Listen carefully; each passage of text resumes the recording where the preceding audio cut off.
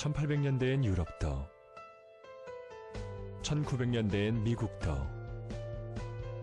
1950년대엔 일본도 이머징 마켓이었습니다. 세상은 늘 변하기에 누군가는 변화의 흐름을 읽어야 합니다. 큰 흐름을 읽는 힘, 미래에셋.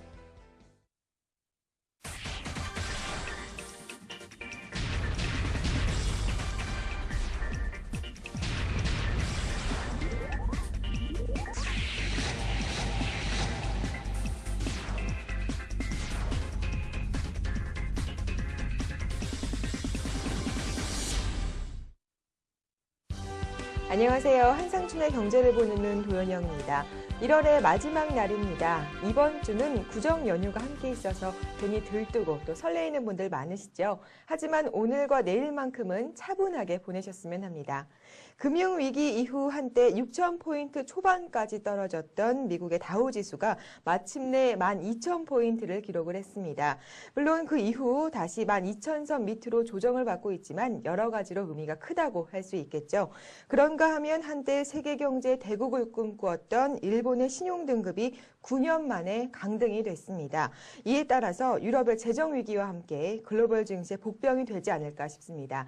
오늘은 특별히 뉴욕 증시에 대한 구체적인 얘기 그리고 글로벌 증시의 이슈에 대해서 점검하도록 하겠습니다. 도움 말씀에 미래에셋증권 리서치센터 한상춘 부사장님 나오셨습니다. 안녕하세요. 네, 안녕하십니까? 네, 뉴욕의 다우지수가 마침내 12,000포인트를 기록을 했습니다. 여러 가지로 의미가 크다고 할 수 있죠. 네. 아무래도 그 지난주에는 미국에서 그 여러 가지 일정도 많았었고, 네. 그다음에 의미 있는 기록도 많이 세워졌는데요. 아마 그 아시겠습니다는 오바마 대통령이 집권 후반기에 전체로 경제 정책을 어떻게 이끌 것인가 하는 국정 운영 방향이 아무래도 그 주식 투자자 입장에서는 상당히 관심이 됐었고요. 네. 그다음에 올해 그 통화 정책이 어떻게 잡힐 것인가도 역시 그동안 돈의 힘에서 주가가 올라간 측면에서 볼 때는 이 역시 그 관심이 됐었는데요. 그보다도 더 의미가 크고 이렇게 관심이 컸던 것이 다우지수가 2년 그 7개월 만에 12,000선을 다시 기록한 것이 아닌가 이렇게 보고 있습니다. 사실 미국처럼 시스템이 정비된 국가에서 보면 6,000포인트 초반까지 다우지수가 내려갔을 때가 아마 그 기억이 나실 겁니다. 우리나라에서 그 어떤 그 인터넷 논객에 의해서 3월 위기설 이렇게 얘기했을 때가 2009년 그 3월 달인데요. 그때로 친다면 채 2년도 못 되는 시간에 네. 미국의 그 다우지수가 12,000선을 기록했거든요. 그래서 일단은 그 지수자체에 대해서는 사실 그 금융위기가 끝났다 하는 이런 평가를 내리고 있습니다는 다른 시스템의 정비 문제라든가 실물 경제 완전한 회복 이런 것을 생각하면 사실 그 위기와 극복에서 남아있는 과제가 있긴 합니다는 그러나 유동성 문제가 해결되면서 주가 자체는 빠르게 위기 이전 수준으로 돌아가고 있다 이렇게 보시면 됐습니다. 네, 지금 짚어주신 것처럼 최저치를 기록한 것이 바로 2009년 3월입니다. 그렇습니다. 이때를 기준으로 한다면 불과 2년도 안 되는 짧은 시간에 이렇게 주가가 회복을 보였는데요. 이렇게 빠른 시간 내에 회복을 한 이유 특별하게 있을까요?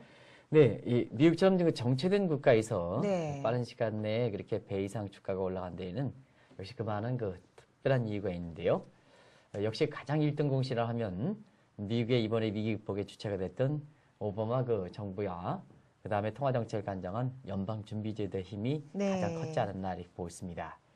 시청자 여러분께서 잘 아시겠다는 미국사에서 찾아오지 않을 거로 생각했던 금융위기로 인해서 미국 경제가 상당히 어려움을 봉착함에 따라서 이것을 극복하기 위해서 이 재정정책 사이드에서는 펌핑 폴리시라 유스 정책이라 해서 이건 그 시골에 이 펌프를 이렇게 하면 물이 나오지 않습니까? 네. 물이 나오더라도 아주 심해서 물이 나오기 때문에 굉장히 그 시원한 물이 나오는 것처럼 경제 주체들에게 위기에 빠졌을 때 가장 확실한 시그널을 주는 이런 그 정책이 바로 펌핑 폴리시라 이렇게 보시면 되겠습니다. 네. 이런 그 유스 정책이 그 추진함과 함께 통화정책의 주무부서인 FRB 차원에서도 하늘에서 그 돈을 뿌리는 식으로 양적완화 정책을 그 추진했었고요.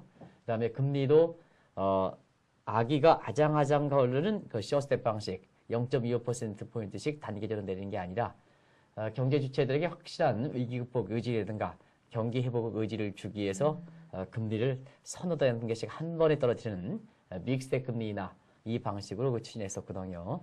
결과적으로 이것이 정책적으로 성공을 해서 이 주가가 이렇게 빠르게 올라온 배경이다 이렇게 보시면 되겠습니다. 네. 그리고 우리가 그 주가가 상승하는 과정에 뭐 루비니 교수라든가 이런 비관론이 나오긴 했습니다는 역시 투자자 입장에서는 위기가 어려울 때 미국 경제의 전형적인 힘에 해당되는 긍정의 힘 무엇보다도 경기라든가 주가는 올라간다 하는 이런 긍정의 힘을 이렇게 작용했던 것도 주가가 빨리 올라간 배경이 된 것이 아닌가 이렇게 보고 있습니다. 네, 말씀하셨던 것처럼 긍정의 힘이 얼마나 대단한지 이번에 제대로 느꼈습니다. 그런데요, 지수 자체는 크게 오르고 있지만 사실 업종별로 보면 명암이 엇갈리고 있거든요. 어떻게 나타나고 있나요? 네, 이 방송을 통해서 위기 극복 초기에는 국가든 기업이든 개인이든 잘 되는 사람은 잘 되고 못 되는 사람은 못 된다 하는 네. 니프티 얘기를 누차해서 말씀드렸는데요. 사실 그 미국의 대표 지수가 이렇게 배 이상 오르는 과정에서 업종별로 보면은 사실 그 명암이 엇갈렸던 건 사실입니다. 지금까지 미국의 그 주가 상승폭을 보면 대체로 홈디퍼 같은 이런 업종들이라든가 맥도날드, 그 다음에 코카콜라 같은 아마 그 시청자 여러분께서는 쉽게 이런 업종들이 올랐을까 할 정도로 그동안 뭐 주도주나 인기주와 관계가 없는 이런 업종들이 네. 주가 상승폭이 상당히 컸었고요.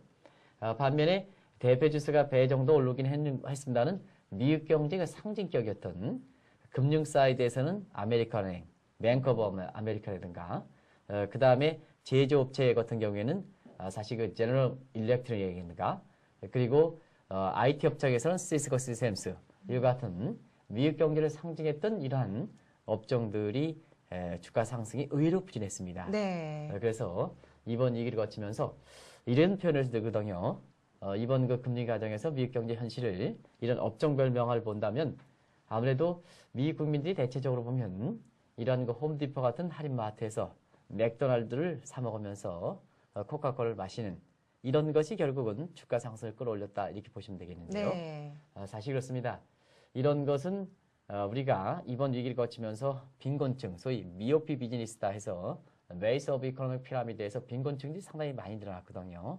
또 한 가지는 이 빈곤층이 늘어난과 함께 여러 가지 미국 국민들의 소득성이 떨어지다 보니까 종래의 미국 국민들의 어떤 삶의 일정한 방식에 해당되는 전형적 방식에 해당되는 그런 업종들이 부각됐다 해서 네.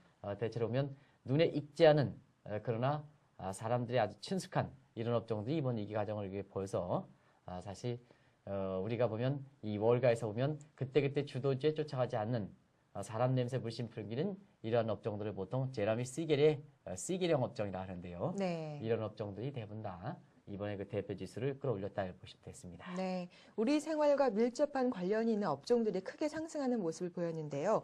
앞서서 제라미 시겔형 업종에 대해서 말씀하셨잖아요. 네네. 이 제라미 시겔의 성장의 함정, 어떤 의미를 가지고 있는지 구체적으로 설명을 해주시죠.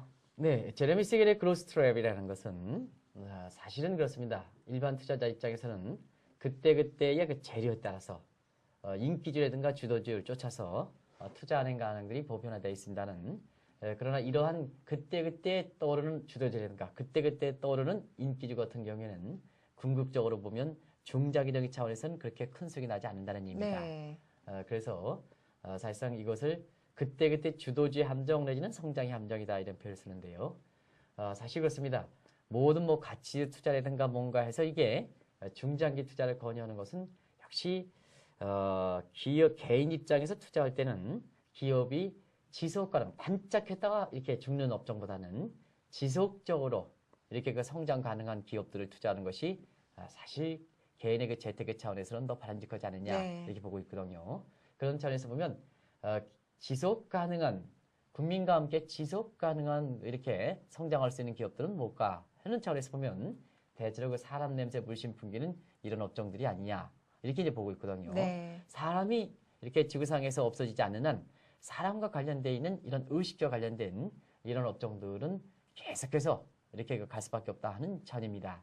그래서 주도주 인기자에 관계없이 사람 냄새 물씬 풍기는 이런 업종들이 중장기적인 차원에서 가장 재테크 수익이 높다 하는 이런 것을 이번 그 위기 과정에서도 단적으로 보여준 대목이 아닌가 이렇게 보고 있고요. 네. 특별히 이번에 위기 과정을 이렇게 거치면서 이들 업종이 그 부각되고 월가에서 다시 제라미 시겔형 업종이 이렇게 주목을 받았던 것은 이번 위기를 거치면서 미국 국민들도 얼만큼 생활이 어려워졌던가 하는 이런 과정에서 어떤 그 사치라든가 이런 것보다는 사람이 의식과 관련된 기본 생활에 충족하다 보니까 여기에 귀착하다 보니까 자연스럽게 이런 업종들이 인기 주도한 게 없이 높은 그 주가 성과를 냈다 보시면 되겠습니다. 네, 뭐 돈을 버는 기업 멀리서 찾을 것이 아니라 우리의 지갑이 어디서 열리는지 유심히 보면 알 수 있는 거잖아요. 네, 그렇습니다. 아마도 이런 내용, 이 사람 냄새 풍기는 주식이 그런 업종인 것 같습니다. 그렇다면 지금 시장의 관심은 앞으로의 시장의 모습입니다. 상승론 그리고 단기 조정론이 지금 맞붙고 있잖아요. 어떻게 전망하세요? 일단 지수가 12,000선이 돌파한 이후에 네. 지수 자체에 대한 부담 때문에 지금 월가에서는 지금 말씀대로 다시 한번 주가가 더 올라가지 않느냐 대세 상승론. 그 다음에 사실 12,000선이 지수가 좀 부담하기 때문에 단기 조정할 필요가 있지 않느냐 하는 네. 이런 시각에 팽팽히 맞서고 있습니다는. 대체로 보면 월가에서 보면은 지금 주가 예측 기법으로 가장 가까운 갖고 있는 것이 일전에 한번 소개해드렸습니다는 조지소월스의 자기 암시 가설이거든요. 이건 이제 시청자분 당신께서 만약에 주가가 간다 하면 사실 주식을 매입할 수밖에 없고 매입하면 주가가 올라간다. 그래서 보통 사람이 투자자가 어떻게 생각하느냐 이것을 중시해서 주가를 예측하는 기법이다 이렇게 보시면 되겠습니다. 네. 이것이 이제 월가의 주가 예측 비율로 가장 각광을 받고 있는데요. 이 논리대로 본다면 2차적으로 주가가 다시 한번 상승하기 위해서는 역시 지금은 경기 문제가 중요하다. 그런 차원에서 지금 미국 경제는 이미 한번 말씀드렸습니다는 지난해 11월 이후서부터 빠른 회복세를 보이고 있지 않습니까? 그래서 올해 들어서 이렇게 불과 한 달도 채 못했던 기간에 IMF에서 세계 경제 성장률을 이전의 그 전망치 4.2에서 4.4% 끌어올린 데 있는 가장 큰 요인이 미국 경제의 빠른 회복세를 감안한 거로 이렇게 보여지거든요. 네. 그런 관점에서는 미국 경제가 지금 당초 예상보다 빠른 회복세를 보이고 있고 또 올해 그 국정연설이라든가 FRB의 그 첫 통화정책 보면 집권 후반기에는 또 올해 그 경제정책에서는 가장 주안점이 역시 경기 문제에 주력하겠다 하는 네. 이런 점을 봐서는 향후에 미국 경제가 이렇게 미국 증시가 비교적 낙관적으로 완만한 그 상승에 이어지지 않겠나 이렇게 보고 있고요. 설령 일부 그 조정 시각대로 미국의 주가를 반다 하더라도 지금은 미국의 그 주식 수요 기반이 일반 투자자까지 가담하기 때문에 주식의 수요 기반이 상당히 대중화된 상태입니다. 대중화된 상태라는 것은 위기 극복 초기에 주가 상승 초기에 위험 자산을 선호하는 스마트 머니들만 참석해서 주가가 올라갔을 때에는 사실 주식 수요 기반이 굉장히 약하기 때문에 네. 주가가 떨어지면 큰 폭으로 조정을 받습니다는 지금은 이전과 달리 주식 수요 기반이 상당히 대중화되기 때문에 만약에 그 단기적으로 조정을 받는다 하더라도 그 조정폭이 그렇게 크진 않을 것이다. 이렇게 보는 지각들이 월가의 그 지배적 시각이다 이렇게 보시면 되겠습니다. 네, 미국 경기가 예상보다 빠르게 회복을 하면서 말씀을 들어보니까 긍정적인 전망에 더욱더 힘이 실리는 것 같은데요. 그렇다면 앞으로 어떤 업종에 주목을 하면 좋을까요? 아무래도 단기적으로 보면은 사실 그동안 이렇게 모든 그 성장은 또 미기 극복은 초기에는 효율성 중시해서 특정 몇몇 국가 또 특정 몇몇 기업만 이렇게 그 성장하다가 시간이 지날수록 국가별로 균형, 기업별로 균형 이런 상태가거든요. 네. 그런 측면에서 보면 단기적으로는 그동안 그 위기와 관련된 이러한 그 위기 극복 과정에서 상대적으로 더 오르는 국가라든가 상대적으로 더 오르는 업종들에 대한 관심을 주목할 필요가 있지 않느냐 이렇게 보고 있습니다. 그리고 개인 입장에서 보다 중요한 중장기적인 차원에서 보면 올해가 2010년대 10년을 여는 첫 해인 만큼 2010년대에 세계 경제의 핵심구로 떠오를 수 있는 국가가 어떤 국가일까 하는 각도에서 네. 지난해 말도 이렇게 말씀드렸습니다는 마빈스라든가 비스라든가 이런 국가들은 공통적으로 광물 자원을 많이 갖고 있는 국가, 네. 부존 자원을 많이 갖고 있는 국가인데요. 그런 만큼 글로벌 사이에서 그동안 그 브릭스 같은 인구가 많은 국가와 함께 2010년대에는 새로운 성장 동위로 부각될 거로 이렇게 보이는 광물 자원과 같은 이러한 그 광물 자원을 많이 보유한 국가들에 대해서 관심을 주목할 필요가 있지 않느냐. 또 광물자원과 관련된 업종도 상당히 주목할 필요가 있지 않느냐 이렇게 보고 있습니다. 그래서 단기적으로는 상대적으로 더 오르는 국가라든가 업종, 그다음에 중장기로 보면 2010년대에 세계의 핵심 국가로 떠오를 수 있는 성장 동인 이런 것을 주목해서 이후에 미국 주가가 이렇게 완만한 그 상승을 보인다 하더라도 업종별로 니프티 50 현상이 되기 때문에 이들 업종을 이렇게 그 잘 주목할 경우에는 지수 자체가 지금 12,000선 다가옴에 따른 어떤 부담 이런 네. 것을 극복하고 의외로 높은 성과를 기록할 수 있다는 것을 말씀드립니다. 네, 뭐 단기적으로는 상대적으로 덜 오른 업종이나 국가에 투자를 하면 좋고요. 또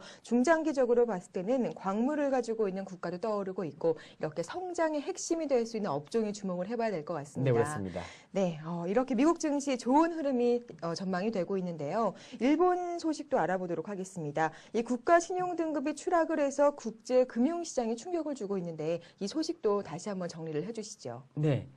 사실은 그 글로벌 증시의 전반적으로 놓고 볼 때는 미국 증시가 주도해서 좋은 흐름이 전개되고 있습니다는 그 이면 속에서는 이렇게 항상 그 낙관론 속에서는 항상 리스크가 도사리고 있습니다 하는 것을 올해 그 경제 전망하면서 제가 말씀드린 적이 있는데요. 바로 그 한때 경제 대국을 꿈꿨던 일본이 네. 9년 만에 미국의 3대 신용평가기관 하나인 스탠다드 포어스로부터 한 단계 신용 등급을 강등해 쓴 이런 사실이 되겠습니다. 이번에 그 조정한 내용을 보면 일본의 국가 신용 등급이 AA flat이었었거든요. 근데 이번에 같은 경우는 조정한 위에 AA 마이너스로 한 단계 신용 등급이 강등됐습니다. 네. 그래서 2002년 9년 만의 조치인데요. 한번 지금의 일본의 하향 조정된 국가 신용 등급은 어떤 수준일까 이렇게 볼 때는 지금 일본의 그 1인당 GDP가 아무리 경제가 안 좋다 하더라도 38,000에서 4만 달러 정도 되거든요. 그러나 이제 1인당 GDP가 44,000달러에 해당되는 10분의 1에 불과한 중개 국가 신용등급과 같아졌습니다. 이게 일본이 지금 네. 모습이거든요. 또 한 가지는 올해의 그 유럽 재정기와 관련해서 가장 그 주목받는 전염점에 주목받는 스페인 같은 경우에보다도 일본의 국가 신용등급이 낮은 상태입니다. 네. 그래서 과거에 그 중개 위상으로 올 때 일본은 이미 외환보유고도 중개에 넘어졌고 그다음에 수출도 넘겨줬고 그리고 지난해에는 아주 추락에 해당됐던 GDP 규모도 중개에 넘어진 상태거든요. 네. 그런 각도에서 국가신용등급이 일본의 국민들의 어떤 경제 위상을 마지막 지켜주는 자존심에 해당되는데요. 이마저도 국가신용등급이 떨어짐에 따라서 지금은 일본의 그 정치권을 바탕으로 해서 상당히 파장이 크게 미치고 있다 이렇게 보시면 되겠고요. 네. 아무래도 우리가 이렇게 설이 이번 주에 껴 있습니다는 일본은 사실 우리의 그 설 여부와 관계없이 이번 주에는 아주 긴박한 상황이 전개될 걸 보고 있습니다. 그래서 그동안 그 정치권에서 많이 재정 적자라든가 국가 채무에 줄이기 위한 한 방안으로 거론됐던 소비세 인상 논란 이것이 서울에 의해서 시청자분이 이게 쉬실 때 일본 내부에서는 아주 이거에 대해서 굉장히 격론이 붙을 거로 이렇게 보고 있습니다. 네. 일본의 GDP의 10분의 1에 해당하는 중국과 신용등급이 같아졌는데요. 그야말로 충격입니다. 왜 이렇게 추락을 했는지 아무래도 과다한 국가 채무가 가장 큰 요인이 아닐까 싶거든요. 예. 네, 선진국에서 국가 신용등급이 이렇게 떨어질 때는 상당히 복합적인 요인이 결부돼서 네. 그렇다 이렇게 보시면 됐습니다. 그래서 한두 개 원인이 아니다 하는 것을 말씀드리는데요. 그만큼 일본 경제 상황이 상당히 안 좋은 것을 단적으로 보여주는 대목이 아닌가 이렇게 네. 보고 있습니다. 그 중에서도 스탠다드 푸어스가 일본의 신용등급을 떨어진 데는 지금 지적하신 대로 일본의 그 국가 채무라든가 재정 적자가 심각한 수준에 있기 때문에 그렇지 않나 이렇게 보고 있는데요. 네. 잠시 일본의 국가 채무 상황을 보면 지금 일본의 국가 채무는 GDP 대비해서 200%가 넘습니다. 이 200%가 넘다는 것은 지난해 그 국가부도 사태에 이렇게 직면했는 그리스라든가 네. 아일랜드가 지금 국가 채무가 GDP의 121에서 130%거든요. 이것보다 월등히 높은 수준이다 이렇게 보시면 되겠고요. 네. 모든 선진국에서 아마 그 국가 채무가 GDP 대비해서는 가장 높은 것이 일본이다 이렇게 보시면 되겠습니다. 이런 상태에서 일본이 이렇게 국가 채무가 악화된 상황에서 이후에 개선될 수 있는 소지가 있느냐 하는 각도에서 보면 사실 그 가능성이 없기 때문에 이번에 조정한 것이 아닌가 이렇게 보고 있는데요. 현재 일본은 무기력증에 빠져 있습니다. 네. 두 가지 각도에서 하나는 물가가 이렇게 마이너스 디플의 상황이기 때문에 보통 경제에서는 이 디플레 상황을 경제 무기력증이다 이렇게 얘기거든요. 또 한 가지 일전에 이런 문제가 있을 것을 예상해서 일본 경제가 5대 함정에 빠졌다 하는 얘기를 말씀드렸지 않습니까? 네. 그래서 정책 함정, 그다음에 유동성 함정, 구조조정 함정, 불확실한 함정, 비세 함정 이런 5가지 함정이 있는데요. 통상적으로 보면 이 타잔이라는 영화에서 모든 것이 만능 플레이가 타잔입니다는 이 아프리카의 늪지역에 빠지면 헤어나지 못합니다. 네. 왜냐하면 사실 그 늪지역에 빠져서 당신이 살겠다고 이렇게 허우적거리면 더 빠지지 않습니까? 그렇죠. 근데 일본은 바로 5개 늪에 빠졌다는 의미입니다. 그런 각도에서는 정부가 아무런 정책적인 그 시나를 주더라도 지금 국민들 입장에서는 전혀 반응하지 못했기 때문에 여기 재정적자라는 국가 채무가 이미 위험 상태에 빠진 네. 상태에서 앞으로 개선될 수 있는 이러한 정책이 그렇게 많지 않고 또 설령 정책을 낸다 하더라도 디플레이라든가 5대 함정에 빠져 있기 때문에 국민들이 거기에서 반응하지 않는다는 의미입니다. 네. 그러다 보니까 미래도 불확실하기 때문에 이번에 신용등급을 조정하게 됐다 이렇게 보시면 됐습니다. 네, 뭐 국가 채무가 선진국 가운데 가장 높은 수준이고 또 그리스와 또 아일랜드보다 더 높은 수준이네요. 참 심각한 문제인 것 같은데요.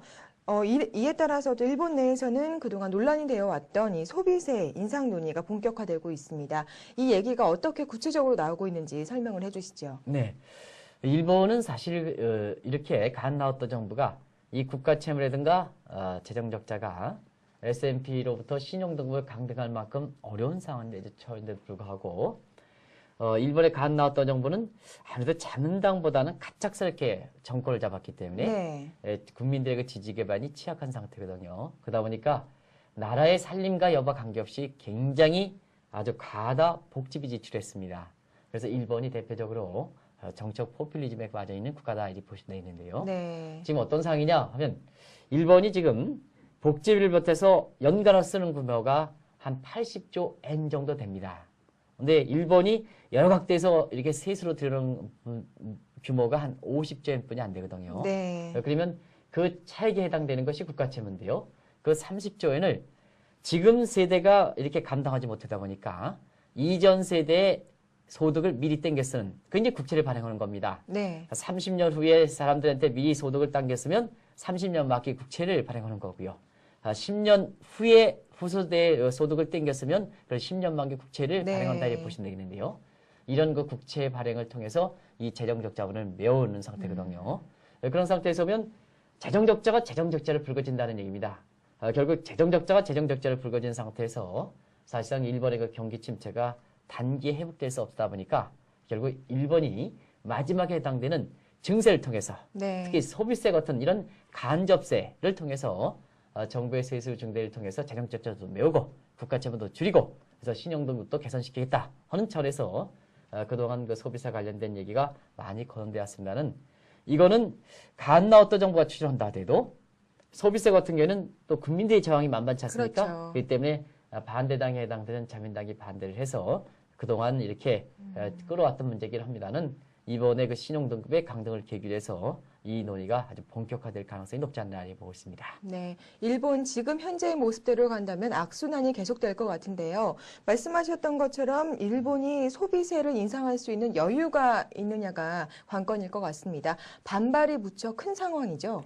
네, 아무래도 반발이 이렇게 높기 때문에 지금까지 이렇게 이런 상황까지 될 만큼 이 소비세가 실제로 추진하지 않았다 이렇게 볼 수가 있는데요. 사실 일본은 소비세 인상을 이렇게 주장하는 충분한 근거는 있습니다. 우리가 어떤 세제를 도입할 때는 국민의 조세 부담률, 그 다음에 자체적으로 세율 정도를 이렇게 검토하는데요. 일본 국민들은 인당 GDP가 38,000에서 4만 달러 돼서 보통 이게 국민이 잘 살수록 조세 부담률이 높습니다. 네. 그래서 개독보다는 일반적으로 조세 부담률이 다 높은데요. 일본은 조세 부담률이 GDP 대비해서 24%대 정도 됩니다. 근데 한국은 일본보다 GDP 상으로는 한 절반 정도 이렇게 합니다는 지금 우리나라의 조세 부담률이 일본보다 높아서 27.9% 정도 이렇게 되거든요. 네. 그래서 일본은 이런 관점에서 볼 때 전반적으로 세율을 높이는 것이 좋지 않느냐 하는 이런 것은 충분히 근거가 있습니다. 더더구나 이 소비세는 우리의 부가가치에 해당되는 거거든요. 네. 그래서 일본의 그 소비세는 5%입니다는 우리의 부가가치세는 지금 10% 정도 되죠. 예. 그래서 절반 정도 됩니다. 그래서 이렇게 어려울 때 소비세를 인상하자 하는 이런 거는 충분한 논리적 근거와 또 조세 부담률이라든가 소비세 자체를 볼 때 근거가 충분하다 이렇게 보시면 되겠는데요. 네. 우리가 보면 이런 모든 세율을 이렇게 부과할 때는 가장 중요한 것이 국민들의 조세 정황입니다. 그런 차원에서 대체로 보면 있는 사람들은 도인영 앵커는 보통 이제 세율 소득을 많이 이렇게 올라가면 올라갈수록 세율이 더 높아지지 않습니까? 네. 요건 이제 커뮤니티브 텍스타에서 누진적인 그 구조를 갖고 있는데요. 요 누진적인 구조는 대부분 다 있는 사람, 잘 사는 사람의 조세 저항이 심하다 이렇게 보시면 되겠고요. 이 소비세라든가 부가치세는 없는 사람일수록 세부 부담이 증가합니다. 그렇죠. 그렇기 때문에 역진세, 누진세 구조가 아니라 역진세 구조다 이렇게 보시면 되겠는데요. 이 역진세 구조에서는 국민들의 하위 계층들이 조세 부과에 따른 저항감이 상당히 심하다는 의미입니다. 그런 과정에서 즉 일본들의 그 국민들의 그 소득 수준을 보면 이번 위기를 거치면서 또 멀게는 잃어버린 20년을 거치면서 하위 계층들이 상당히 많아진 상태거든요. 네. 하위 계층들이 상당히 많아진 상태이기 때문에 하위 계층에 상대적으로 부담을 가는 소비세를 부과하는 것이 정당할 것인가 네. 하는 측면에서 이러한 논의가 앞으로 거쳐질 거로 보입니다는 실제 이렇게 도입에서는 상당한 난항이 예상된다 이렇게 보시면 되겠습니다. 네, 조세 저항이 쉽지가 않을 것 같은데요. 그렇다면 일본의 경기 회복도 어렵고 또 소비세 인상이 쉽지가 않다면 국가 채무가 디폴트 날 가능성이 있지 않을까요? 중요한 것은 그렇습니다. 네. 올해 내내 일본의 그 재정 적자 또 국가 채무 이런 문제와 관련해서 글로벌 증시를 비롯해서 금융시장에서는 이 문제는 계속해서 거론할 것이다 하는 것을 시청자분이라든가 투자자분이 이해할 필요가 있지 않냐 이렇게 보고 있습니다. 그래서 지금 일본의 그 디폴트 사항 이 문제가 올해 들어서 가장 핫 이슈가 될 거로 이렇게 보이는데요. 유럽의 재정위기가 완전히 끝났지 않았기 때문에요. 그럼 일본이 유럽처럼 디폴트에 빠질 것이냐 하는 측면에서 보면 일본은 유럽이라든가 이런 국가보다 다소 다른 점이 있습니다. 일본은 재정 적자를 메우기 위해서 발행했던 일본의 그 채권이 보통 국제화되지 않았기 때문에 최근 들어서 주도권 싸움이라든가 이럴 때 중국이 조금 매입해주는 측면이 있습니다는 대체로 일본 국민들이 일본 국채 95%를 소화한 상태거든요. 네. 그러면 국가가 만약에 국채를 해서 진 빚을 갚지 못하는 디폴트 상에 처해 있다 했을 땐 만약에 이것을 그 디폴트 상에 빠지면 우리가 과거 1997년 외환위 당시에 외환위기를 겪어서 얼만큼 국민들이 고통을 당했습니까? 네. 또 국제적으로 보면 아직도 외환위기를 겪었다는 그 사실만으로 해서 상당히 우리 경제가 불리한 이런 상황을 처하고 있거든요.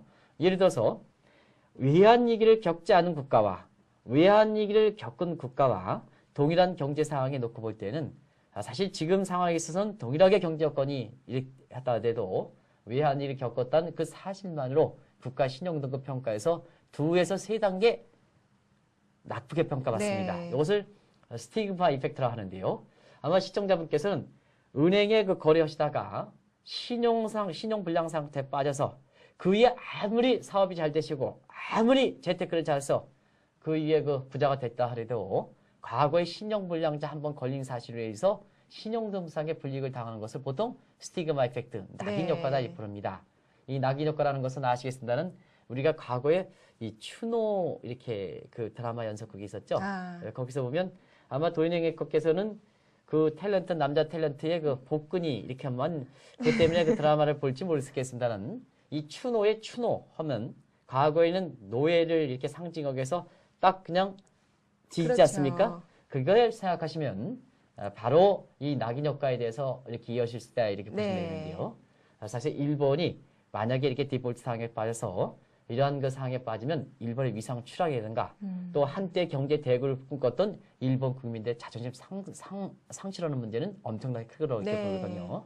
그래서 이런 상황이 됐을 때 일본 국민이 일본의 나라 빚이 디폴트 되는 상황에 처하는 것보다는 일본 국민들이 마지막으로 갚아주지 않겠느냐, 빚을 탕감해주지 않겠느냐 이렇게 이제 보고 있거든요. 그것을 보통 라스트 리조트 기령, 최적 대부자 역할을 한다 이렇게 보시면 되겠는데요. 네. 그런 차원에서 보면 일본이 그 국가 채무, 재정 적자, 신용등급 하락 이런 얘기가 나오긴 했습니다는 네. 국제금융시장, 특히 글로벌 증시가 큰 영향을 받지 않는 것은 일본은 다른 국가와 달리 이렇게 심각한 재정 적자, 국가 채무를 하더라도 디폴트 될 상황은 비교적 적다 하는 차원에서 국제금융시장에서 선진국의 국가 신용금리라는 엄청난 사건에도 불구하고 투자자들이 비교적 차분하게 대응하는 이런 모습이 아닌가 이렇게 보고 있습니다. 네, 말씀을 들어보니까요. 디폴트만은 면해야 할 것 같습니다. 네, 이 그렇습니다. 낙인 효과가 상당할 것 같아요. 네, 그렇습니다. 그럼 마지막으로 간략하게 한 질문만 더 드리도록 하겠습니다.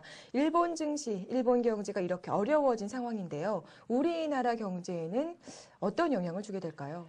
대체로 보면 일본이 이번에 국가 신용 등급에서 증시상으로 보면은 일본이 자체적인 요인에 의해서 일본의 니케이 지수가 흔들리는 이런 상황은 그렇게 많지는 않습니다. 네. 우리나라도 우리 증시가 우리 내부 요인보다는 해외 요인에서 많이 받지 않습니까? 네. 그래서 일본이 지금 경기가 어려운 가운데 그래도 경기를 끌어가는 게 수출 경기이기 때문에 사실 일본의 국가 신용 등급이 떨어진다 하더라도 일본 증시에는 크게 뭐 폭락 사태거나 이렇게 나타날 가능성은 비교적 적다 하는 것을 네. 말씀드리고요.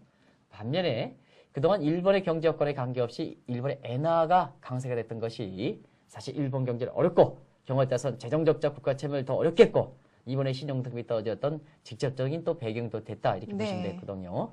그런 과정에서 보면 국가 신용 등급이 일본에 떨어짐에 따라서 엔화는 제자리 좀 작지 않겠느냐. 엔화를 제자리를 찾는다는 것은 엔화가 약세가 된다는 얘기거든요. 그런 측면에서는 지금까지는 우리 주도 수출 기업들이 일본과 수출 경합 관계가 나빴던, 좋았던, 심했던 이러한 전기전자 이런 업종 같은 경우에는 엔화 강세에 따라서 우리가 반사적 이익을 그동안 누렸습니다는 앞으로 일본의 엔화 약세가 그 제자리를 좀 찾는다면 우리 주력 수출 상품에서는 다소 경쟁상의 불이익을 당할 수 네. 있다. 그러나 워낙 품질과 기술과 디자인, 환율 이외, 가격 이외 비가격적 요인이 우리의 그 주도 업종들이 워낙 세계에서 인정받기 때문에 네. 엔화가 그 제자리를 찾는다 하더라도 이렇게 우리 증시를 꺾일 만큼 주도 업종의 주가를 꺾일 만큼 예. 그게 과거처럼 큰 영향을 받을 가능성은 적다는 것을 말씀드립니다. 네, 알겠습니다. 오늘은 이렇게 다우 12,000선 돌파와 그리고 일본의 국가신용등급 강등에 대한 말씀 나눠봤습니다. 오늘 말씀 감사합니다. 네, 고맙습니다. 네, 오늘 저희가 준비한 내용은 여기까지입니다. 이 구정 연휴가 이제 며칠 후면 시작이 되는데요. 본격적인 2011년은 구정 연휴가 끝나고부터다. 이렇게 생각하시는 분들 많으시죠? 네, 다시 한번 새해 계획 돌아보시는 것도 참 좋을 듯 합니다. 새해 복 많이 받으시고요. 구정 연휴도 행복하게 보내셨으면 합니다. 감사합니다.